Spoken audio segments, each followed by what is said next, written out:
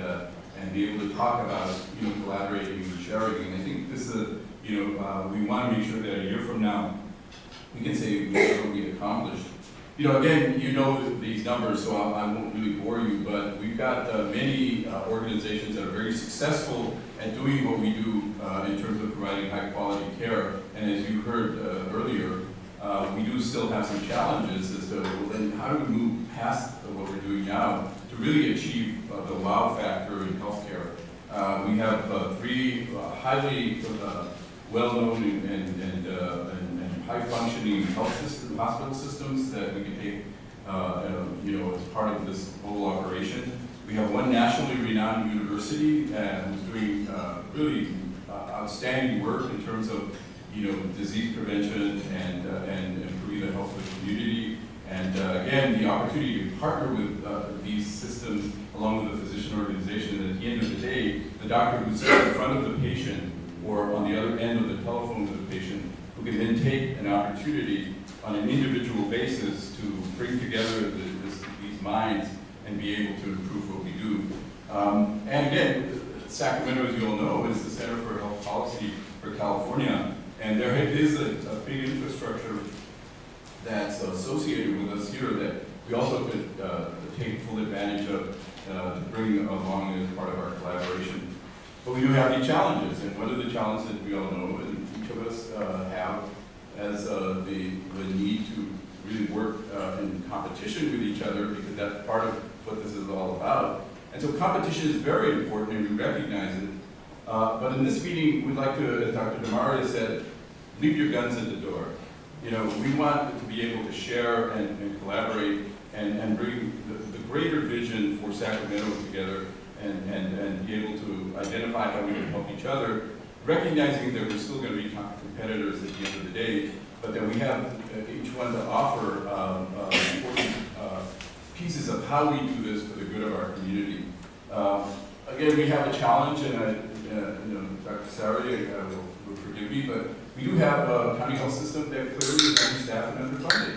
And so for that population, we really need to bring into this picture. By the way, so the numbers that we talked about earlier, the managed care numbers, this isn't only about managed care, although I think it's important because it's measures that we have and then we can work toward. But it really is about the health of the overall community. And when we talk about these high rates of poorly funded or underfunded patients who move in and out of the system, they impact our systems dramatically, and we fully understand the resources that we need to address to be able to bring that population into this. Now, this number of 7 that we kind of looked, it's hard to find exactly how many federally qualified health centers. And I know, like for example, the effort, Dr. Aguirre did tell us that, there's several clinics within the effort, but when we look, there still is a need to try to bring in the community clinics, but we know that there's not enough to really address, particularly as we look to what's going to happen, where last Thursday it became very clear that we're going to have the opportunity to bring in a huge number of patients to this, who now have the ability to knock on our doors with funding, and for us to be able to address that and be able to provide the needed services will be extremely challenging. And so it can't be all about just the community clinics taking on those responsibilities. We need to, in the physician organization and the hospital systems, begin to address that as well. I wanted to share this, although this is probably not as good a cartoon as I would like it to be. But the challenge is that we are now successful at quality measures, very successful. Each organization here has done a yeoman's job with that. But as you see, if you look at the effort that it takes to sustain that over a period of time, early on when we we were down here, we weren't doing as well as we would like to, then it took a quantity of effort to make a fairly substantial increase in our performance measures. But now that we're up here in this flattening of that curve, that equal measure will have very small gains. And that tells us that if we want to move past that, we need to begin to share some of the things that we're doing, so that if we want to foresee our goal, which is our target goal of whatever that quality measure is, then we need to take the opportunity to be able to find, go outside, work with each other, because it's all about, getting to that target goal. So why collaborate? Again, Dr. Hookie mentioned, I call it the Warren principle because Warren is quoted, and I may be off-quoting him, but it's not just about competing with each other, it's about competing against disease, and really to improve, the health of our community. The other issue that I wanted to point out, I call it Pop Goes the Weasel in chronic disease, and when we were little and we played musical chairs, and that's really what happens to a lot of our patients, and particularly in Medicare Advantage, but also in our commercial world. But in the world of insured, uninsured, where patients, especially who have chronic disease, are patients of one of the systems 1 year, and then a patient of the other systems the other year. So that provides us kind of the impetus to really look to see how we can improve the health of these people with chronic diseases, because they will be coming back to us, even though, we may say, well, if we invest now in a chronic condition where the impact isn't much later, it's for all of us and for the collective that we need to look at this as an important opportunity. And of course, I don't need to speak about the tsunami of 2014 that's going to happen. I know people say, well, it depends on the upcoming election, but right now it's a law of the land that the health exchanges in particular are going to pretty much change the landscape of healthcare, not only in California but this country, but clearly in Sacramento. So we need to start talking about how do we best prepare for that, and this idea of collaboration and sharing is critically important in order for us to be prepared for that tsunami. The other issue is, this is the Right Care Initiative, and we believe it's the right thing to do, is to really begin to talk about the community at large, and so this opportunity clearly will allow us to do that. So we always talk about the low-hanging fruit, and I think we're now past that, so now we got to figure out, well, now the time has come for the high-hanging fruit. Is that right? And so, I think we need to talk about optimizing diabetes care and cardiovascular care, because clearly it is high-hanging fruit, and as our Hookie clearly showed, it's a place where we need to address it, just not only from the cost standpoint, but really from the well-being of our community.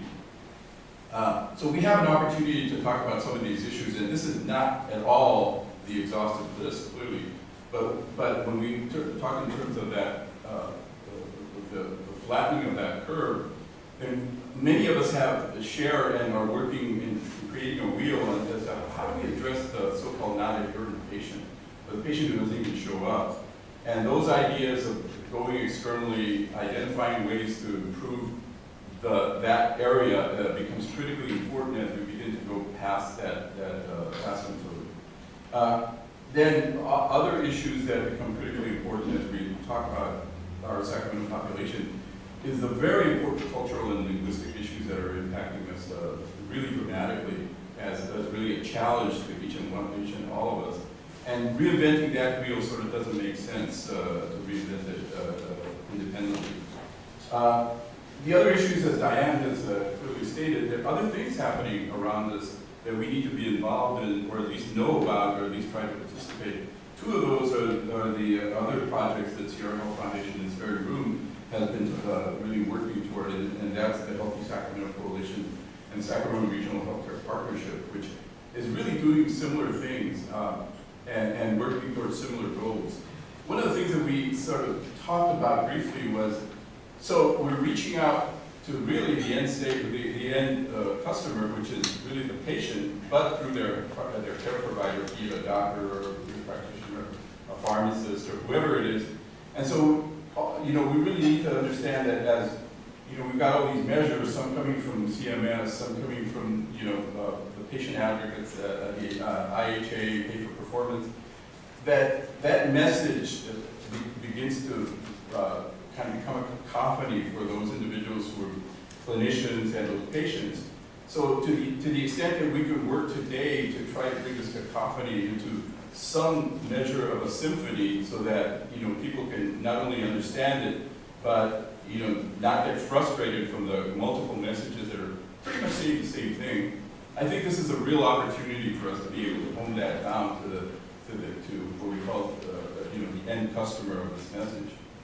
And then one of the key things that, although we may not do it in this room, and I think it's been alluded to before, that one of the things that's going to be helpful for us to move forward in the next new healthcare phase is the ability to exchange clinical information at the right time for the patient and the right clinical information. So health information exchange becomes critical. And how do we do it? And we may begin the conversations here. It's a huge process that eventually will need to be addressed and will be addressed, by the way. And so the creating or helping launch perhaps the Sacramento Regional Health Information Exchange that is coming, but the question is when, how, and who is an important topic to bring up for discussion. So again, as been mentioned, the Right Care Initiative, our goals are clearly stated, but the key ingredients for success, we won't go anywhere if we don't engage, if we don't collaborate, if we don't share, and if we don't have your continued participation and input into this process. So I hope that a year from now we can come back and say, all of you are still here, we've taken up the banner, and we've reached our goal, or at least reached our preliminary goals, but it's going to take a long time to really reach the goals of really improving this care to the extent that we see measurements. So thank you again for being here. Appreciate your interest, and now we're going to sort of turn it over to Marian, unless there's any questions. You want to take questions right now? I would be happy to take questions if people have questions. Otherwise, we'll go right into our keynote speaker. Yes, Dr. Olson? So say you alluded to goals. Are we going to hear about them some more later on today? Well, I think we clearly have the overall goals that the Right Care Initiative. But I think what you're alluding to is, what objectives are we going to go past those goals? But I think it's going to have to be this collaborative group who's going to really begin to put together what are those objectives that we're going to try to do. Because it really should come from you as we agree that we're going to try to reach those goals. But I think that's a great question. So the metrics goals are right on the agenda. They'll always be on the agenda, and they are to get the patients to goal for those key control measures of blood pressure, lipids, and blood sugar. So we're trying to keep it simple, keep it focused on those things that we know are really going to reduce heart attack and stroke and diabetic complications. I'd like to now introduce Dr. Anthony DeMaria, who is has been our volunteer chairman of the steering committee for San Diego. For the last 17 months, he's been co-leading the University Best Practices there, and we have heard speakers from all around the country. We'll get your input about who you want to speak here, and we'll make sure, we're going to have a promise to you, we will keep the promise that when you come here, you will be filled with intellectual food that would inspire you to do better in each of your individual practices. There's no one more inspiring, really, than Dr. DeMaria, who is the editor-in-chief of the Journal of the American College of Cardiology, an international speaker on these issues. And with that, I'm going to hand him the microphone, and he's going to go to the podium. I have two microphones, I guess. So, thanks very much for those kind words, Andy. It's a particular pleasure for me to be here because I spent 10 years at UC Davis. Matter of fact, Dr. Laslett, there was a fellow of mine. I know it's hard to believe that I look so young, but nevertheless it's true. And Sacramento's changed a lot. I've been back here for a long time. I couldn't believe that there's an airport down there. Well, I'd love to go back to my old neighborhood and see what my house looked like, but another time, perhaps. The reason I'm here is that we're probably about 1.5 years ahead of you in San Diego in coming together in a tremendously proactive attempt to reduce heart attacks and strokes, called blood sugar. And so I can share with you a little bit of our experience and hopefully help provide a boilerplate that you may choose to follow or to alter in terms of what's best for Sacramento. Now, when Hattie asked me to come up here, I thought I was just going to tell you about what we call our Right Care Be There campaign. I'll explain the Be There in a moment. But Hattie said, no, everybody knows about that. We want you to tell us the scientific background about what we should be doing. So I've loaded a whole bunch of slides, a ton of slides, with the idea that I'd figure out after I heard the first two speakers exactly what I could add to things.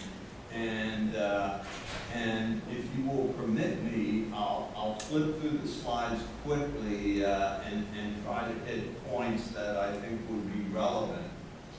Now, the comments here this morning have been highly focused toward managed care.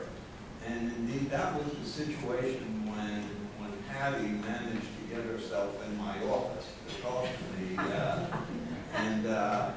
Hattie and Liz have been variously described, actually a number of ways, like here in San Diego, but one very common description has been like two dogs on a bone. They're going to make this work come hell or high water. So Hattie came in and she started telling me how important it was that we get our compliance grades up to the 90% HEDIS guidelines in all of our managed care programs, especially at UC San Diego. And I said to Hattie at that time, well, I thought that was nice, but nice was the most I could give that goal. If you were going to do something, you should do something big. You should cut through the mass of information and messaging that we're always getting about live healthy, don't eat fast, exercise, stuff. And it's everywhere. I go to the Charger game and it's on the scoreboard, to lower your blood pressure. And so we tend to filter a lot of that out. And so I had a couple of biases which you're going to learn about in a moment. One was that our goals are totally out of kilter. I mean, our goals, especially for cholesterol, are totally ridiculous. They're way too high. And I'll try to convince you of that in a moment. Do you mean they are not aggressive enough? These are Not not nearly aggressive enough. The goals are way too high. Okay. Number two is that we start way too late. That, we wait until people are in an event category. It's like airplanes crashing into a mountain and all the resources are devoted to going and trying to get the survivors instead of figuring out why the airplanes are crashing in the first place. And the last thing was that if we were going to be successful in our community, it had to be a community effort. The community had to own it. And so we came up with this concept of a project to make San Diego a heart attack and stroke-free zone. We wanted to be the first city in the country that went a whole year without a single citizen of any socioeconomic demographic having a heart attack or stroke. And that's impossible. Okay, so we'll get that on the board early. But nevertheless, it's such an audacious goal. It's such an incredibly audacious goal. It's like man on the moon. It cuts through everything. When you start to talk to civic leaders and people in the Department of Health and Human Services or to almost anyone, you say, we're going to take our community and our community goal is for all stroke, then number one, it's audacious, it captures attention, it's a tangible goal, and it conveys ownership to the community. It's not the doctors and the pharmacists and the nurses anymore telling people that people wanting to do it because it's a community effort. And if you know anything about San Diego, I mean, we're the most arrogant community in the world. We think we've got the best weather, you know. We live in God's country, and so we're drawing upon that. So with that in mind, there were two things that we needed to do. One thing was we needed to get patients to get themselves risk stratified. We needed to somehow activate the community so everybody would get themselves to a physician or a healthcare provider of some type, find out what their blood pressure, cholesterol, how overweight they were, et cetera, et cetera, et cetera. But number two, and that's what I'll talk about a little bit first, once the patients get to the physicians, we had energize the physicians to aggressively go for the goals. You know, I have a very active practice, and I see patients all the time, and they have your cholesterol, it's good, it's good. Well, what is it? Well, I don't know. How do you know it's good? Well, my doctor told me it's good. You know, or have you ever had high blood pressure? No. So your blood pressure is always been normal? Well, I guess so. No one ever said it wasn't normal. And so we had these dual goals: activate the community and then energize the physicians. So let me go through this, and these are not my slides. Whose slides are these? I don't know.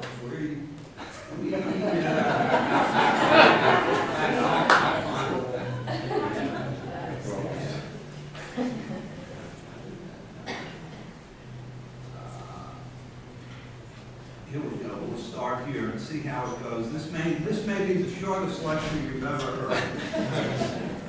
Yeah. Okay. So.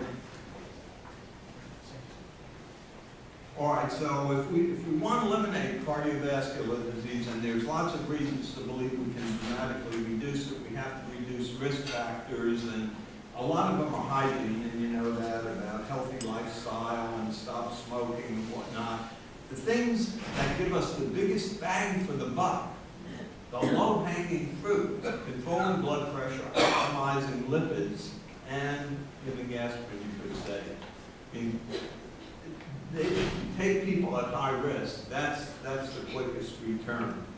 So blood pressure, why should you lower blood pressure? Well, you're all very familiar with this. This slide just shows you the 2-year event rate, particularly in terms of death, with increasing blood pressure. And it's a linear relationship. Here's mortality according to blood pressure in men, and you can see as blood pressure goes up from right to left, mortality goes up proportionately. From the Mr. Fit, see, I was a Mr. Fit investigator at UC Davis in 1973, believe it or not. And what you can see is, again, as blood pressure goes up, cardiovascular mortality. So everybody agrees with that. There are no doubters that increasing blood pressure increases mortality. There are some doubters, though, I think sometimes, about whether or not reducing blood pressure by treatment increases survival. And you only have to look at the slides that were shown earlier. 46% of patients with hypertension in this country who have their blood pressure at goal, and I think that's an exaggeration because I'm not sure all of those people are really at goal. So that lots of them aren't getting to doctors, but some of them are getting to doctors but not getting to goal.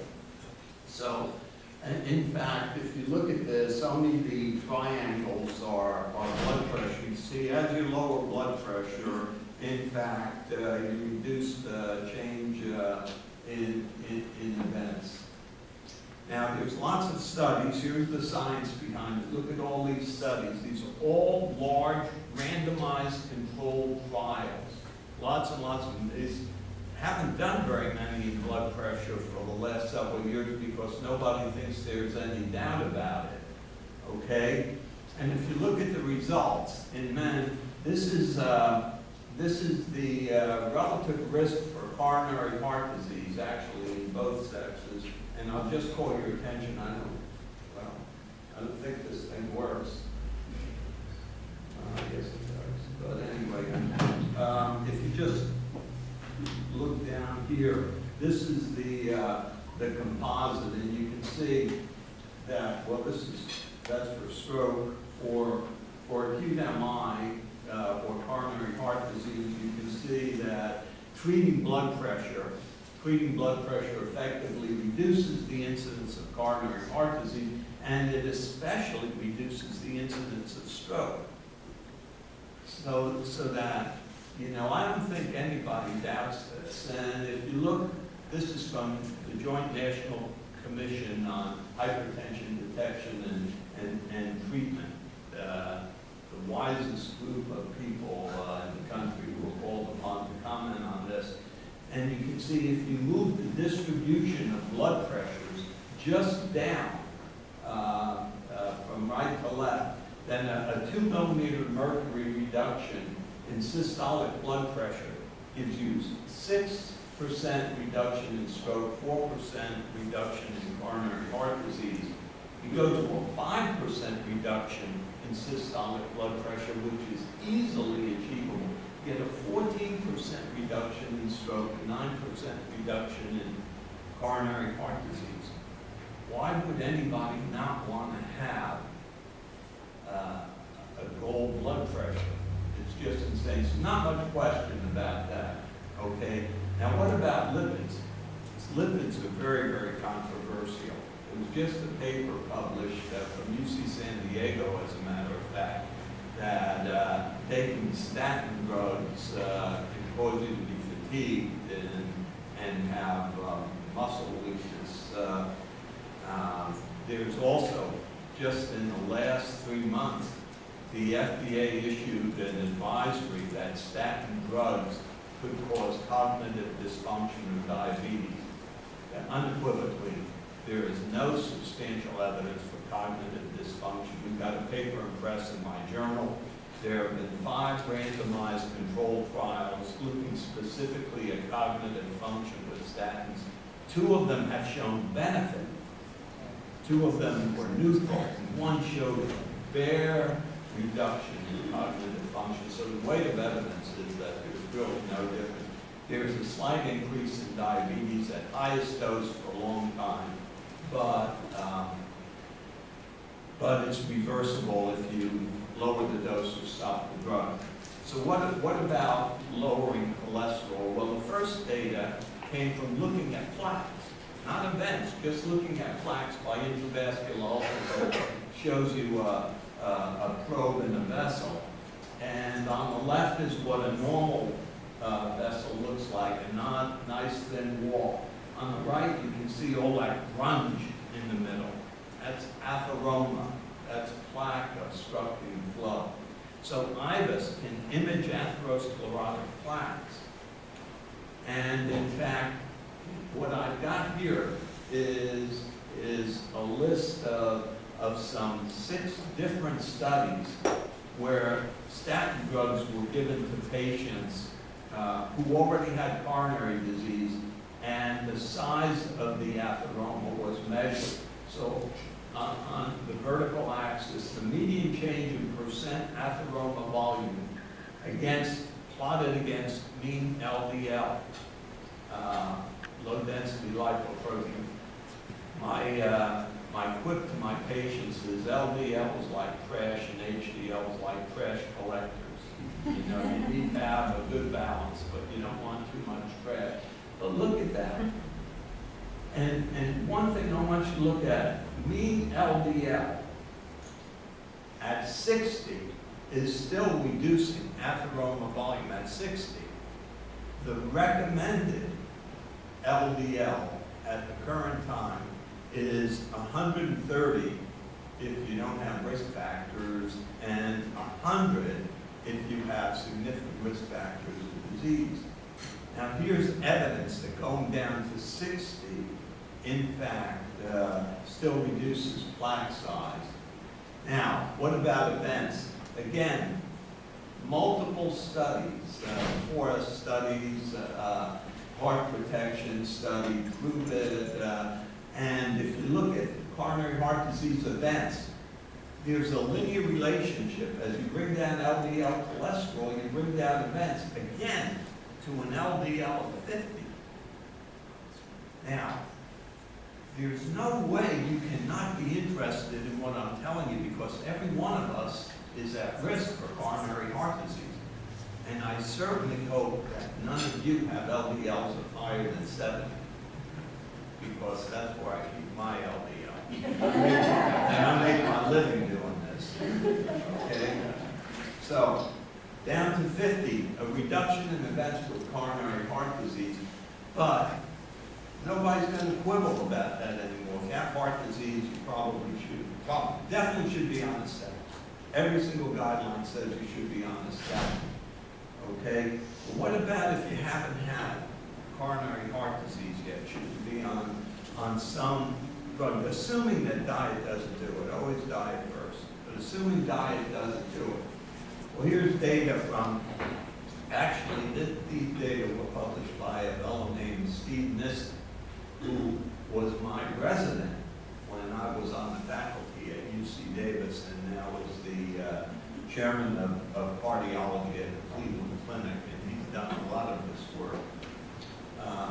But in any event, these are coronary arteries of healthy young people whose hearts are being transplanted because they died of trauma. Okay?